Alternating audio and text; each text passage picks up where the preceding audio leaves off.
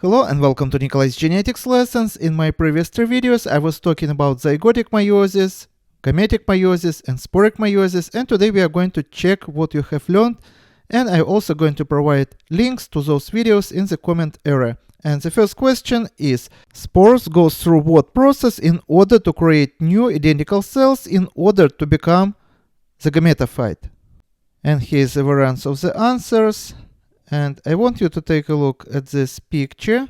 And what you see here is what we call alternation of generations. We also say sporic meiosis, and one of the algae that has this life cycle is ulva, and it can be diploid and it can be haploid.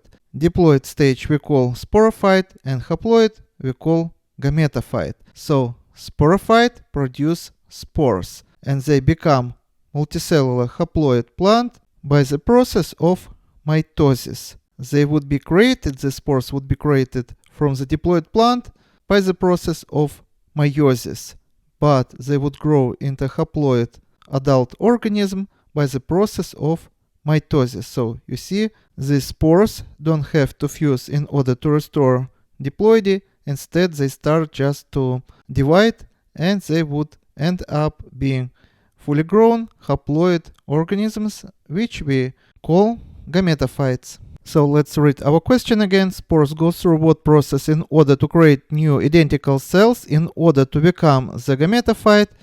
And the answer is going to be they go through the mitosis. And next question, which term best describes the multicellular haploid stage of the plant life cycle? And we already know the answer. This stage we call gametophyte. So answer E. And diploid stage we call sporophyte. Why don't we choose gamete, for example, or spore? Because both gametes and spores are also going to be haploid. But our question about multicellular haploid stage, and this is going to be answer E. We call them gametophytes. That's all for today. Subscribe and see you in the next video. Goodbye.